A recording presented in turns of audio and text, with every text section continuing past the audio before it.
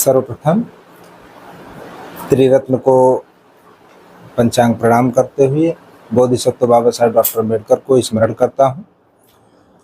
आज मैं भिक्खु अलार कालाम आपके बीच तकरीबन 10 महीने बाद आया हूँ।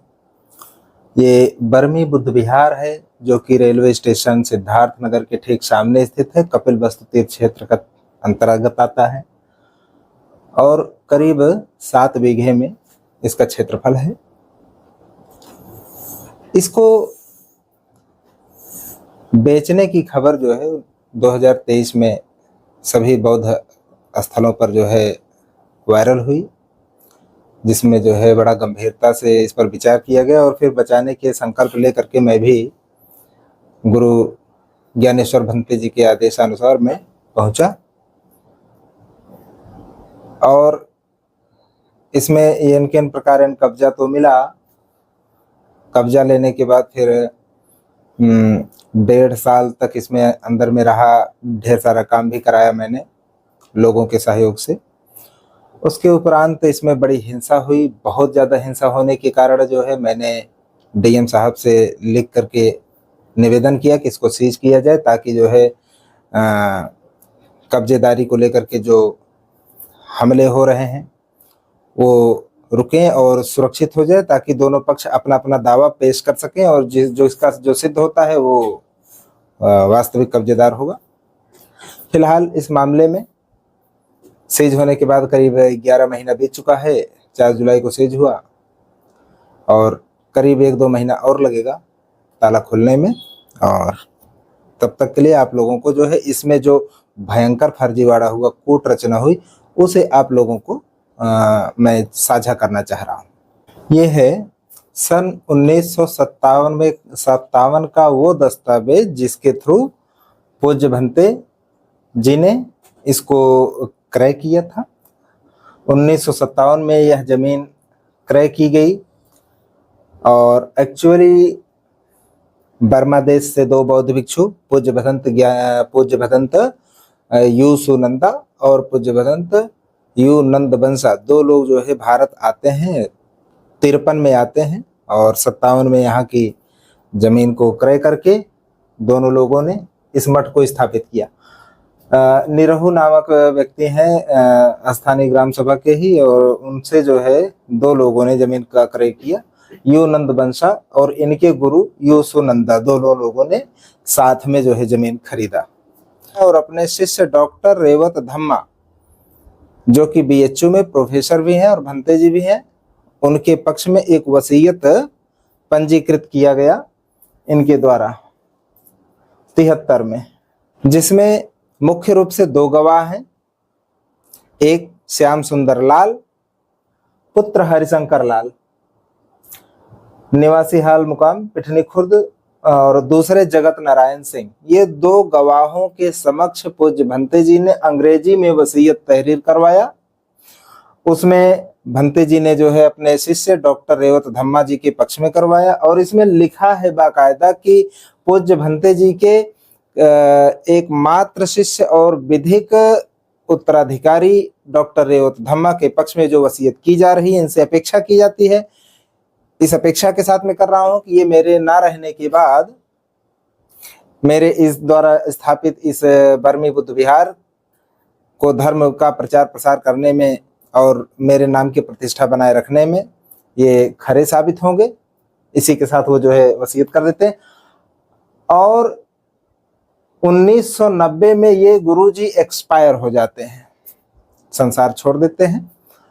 तो फिर होता क्या है कि ये जो गवाह श्याम सुंदर लाल जी हैं, इन्हीं के जो बेटे वहां पर रहे, मठ पर जो सेवा वगैरह देते रहे होंगे, श्याम सुंदर लाल जी के जो बेटे रहे आनंद कुमार और सुबोध कुमार, इन दोनों लोगों ने कूट रचना करके अपने ही नाम पर निजी तौर पे उसको हड़पने का प्रयास किया, क्योंकि जो है गुरु जी के जो शिष्य के पक्ष में ये वसीयत की गई थी वो भी जो है 1975 में डॉक्टर रेवत धम्मा जी लंदन के लिए जो चले गए और अंतर्राष्ट्रीय स्तर पे धर्म का प्रचार प्रसार करते रहे और इस स्थान को पूरी तरह से छोड़ दिया, क्योंकि लंदन से कोई आदमी कैसे मैनेज करेगा। तो इसको ये छूट गया और इसी का नाजायज फायदा उठाया इन लोगों ने। और इसमें के जो गवाह थे श्याम सुंदर लाल जी, इनके ही पुत्रों ने एक अपंजीकृत वसीयत सामने लाया और अपने निजी नाम पर उसको ट्रांसफर करवा लिया।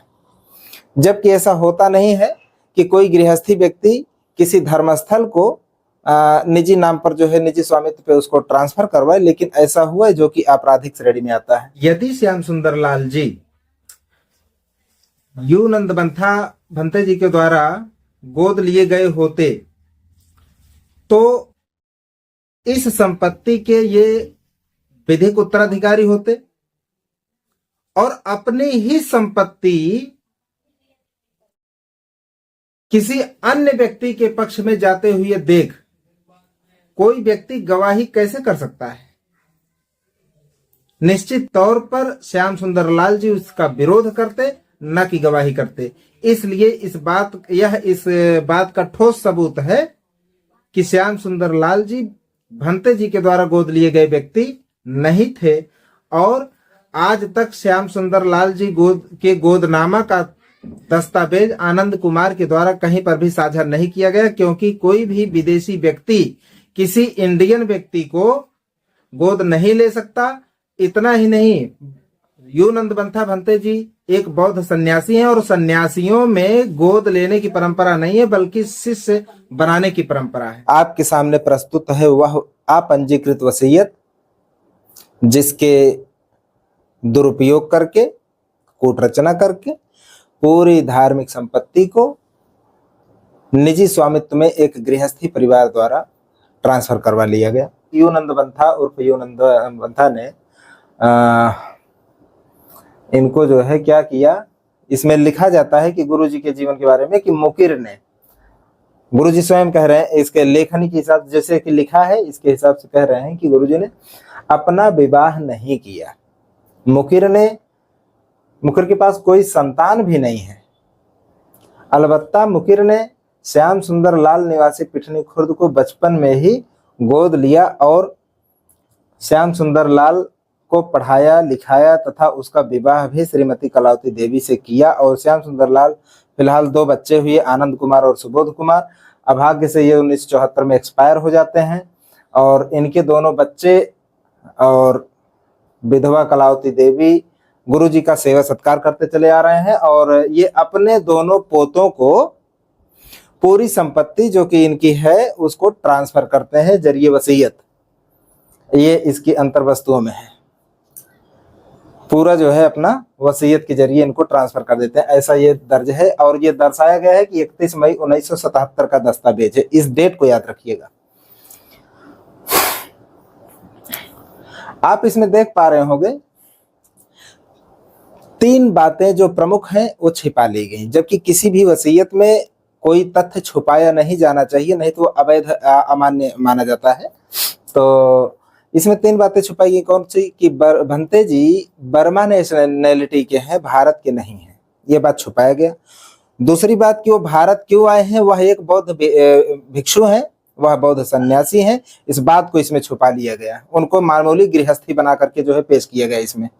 तीसरी बात कि ये धार्मिक संपत्ति है, ये बात भी छुपा लिया गया, एक मामूली जो है जमीन के तहत इसको पेश किया गया, जबकि धार्मिक संपत्ति पर किसी का निजी स्वामित्व नहीं हो सकता है, ऐसा सुप्रीम कोर्ट का नजीरें हैं। कोई बौद्ध भिक्षु अपने वो शादी नहीं करता है लेकिन अपना वंश आगे बढ़ाता है, लेकिन गोद लेकर के नहीं, वो अपना वंश बढ़ाता है शिष्यों के माध्यम से। यहाँ पे गुरुजी ने सिविल कोर्ट में एक मुकदमा दाखिल किया था अपने जीवन काल में सन 1973 में, और वो मुकदमा आज तक चला आ रहा है। उस मुकदमे की संख्या है, वाद संख्या 69/73 है। उसमें गुरुजी ने स्वयं भी कहा है कि मैं हिंदी पढ़ना लिखना नहीं जानता हूँ, समझता नहीं हूँ मैं। लिखित उन्होंने बयान हल्फी दाखिल किया है, बहुत सारे प्रार्थना पत्र दिए हैं। और जो ये वसीयत लिखवा लिए हैं। अब जो वसीयत के लाभार्थी हैं आनंद कुमार और सुबोध कुमार, वो स्वयं भी कहते हैं उसी मुकदमे में कि गुरुजी को हिंदी बिल्कुल नहीं आती, उनको समझ में नहीं आता हिंदी। ये दोनों लोग कह रहे हैं, गुरुजी भी लिख रहे हैं और वसीयत या कह लीजिए तथाकथित अपंजीकृत फर्जी वसीयत के लाभार्थी भी दोनों लोग स्वीकार कर रहे हैं। आइए दिखाता हूं आपको। ये कागज संख्या 125-2 है, जिसमें जो है गुरुजी ने स्वयं कहे हैं कि सविनय निवेदन है कि प्रार्थी बहुत ही वृद्ध है, प्रार्थीवादी हिंदी भाषा का ज्ञान नहीं रखता है और पढ़ लिख नहीं सकता है, यहाँ की कचहरी के तरीकों से भी अनभिज्ञ है। आगे लिखते हैं गुरुजी की जब अपने द्विभाषिया से समझा तो असलियत का ज्ञान हुआ। आगे लिखते हैं कि दरख्वास्त हाजा 2 भाषिया से समझ कर दे रहा हूं। गुरुजी स्वयं कह रहे हैं दूसरे दस्तावेज में कि यह कि वादी बिल्कुल हिंदी नहीं जानता और पैदाइशी बर्मीज और नेशनलिटी बर्मा का है। वादी को विश्वास दिलवाकर फला लिखा गया है। ये आनंद कुमार जो वसीयत का लाभार्थी है उसका क्या बयान है इस संबंध में, आइए दिखाते हैं। वो भी इस बात को एक्सेप्ट करते हैं कि उक्त यू नंदबंथा हिंदी बिल्कुल नहीं जानते थे, पैदाइश से ही बर्मी भाषा पढ़े थे, वह बर्मा के नागरिक भी थे, है ना। जब गुरुजी इस वसीयत को लिखने वाले स्वयं कह रहे हैं कि मैं हिंदी नहीं जानता, इस वसीयत को जिसके पक्ष में जिसके बेनिफिट को जिसके पक्ष में लिखा गया वो स्वयं भी कह रहा है कि गुरुजी को हिंदी नहीं आता था। यहाँ पे गुरुजी स्वयं जो है द्विभाषीय पर निर्भर हैं, कोर्ट कचहरी के कामों के लिए वो द्विभाषीय अर्थात अनुवादक पर निर्भर है। यहाँ पर द्विभाषीय अनुवादक की अनुपस्थिति है, उसका कहीं सिग्नेचर नहीं है, उसका कहीं कोई गवाही नहीं है, पूरी तरह से अनुपस्थित है। मेरा सवाल ये है कि हिंदी में वसीयत लिखी जा रही है, लिखने वाले को बर्मी भाषा नहीं आता, जो लिखवा रहे हैं गुरुजी बोल करके उनको हिंदी नहीं आती, अनुवादक है नहीं। ऐसे में ये कैसे संभव है कि हिंदी में वसीयत लिखी जाए? ये संभव नहीं है। ये भी एक बड़ा कारण है जिससे संदिग्ध साबित होता है कि ये वसीयत पूरी तरह से कूट रचित है कि मैं श्याम सुंदर लाल वल्द हरिशंकर लाल।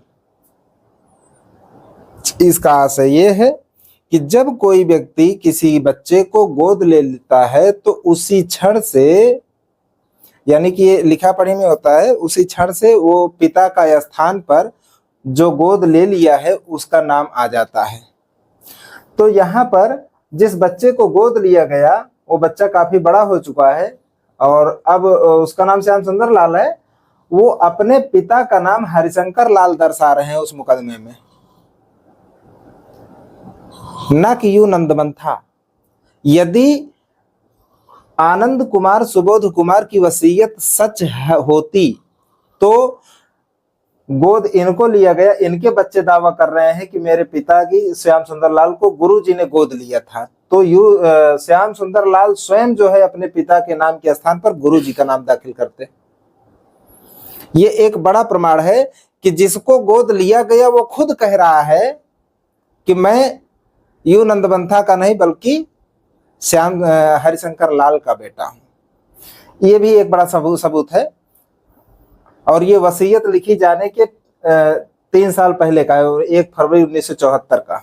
ये है परिवार रजिस्टर का नकल। मकान संख्या 83 मुखिया के का जो कॉलम है जिसमें परिवार के मुखिया का नाम होना चाहिए, यदि आनंद कुमार सुबोध कुमार के पिता श्याम सुंदर लाल को गुरुजी ने गोद ले लिया था, ये इनका फर्जी वसीयत कहता है।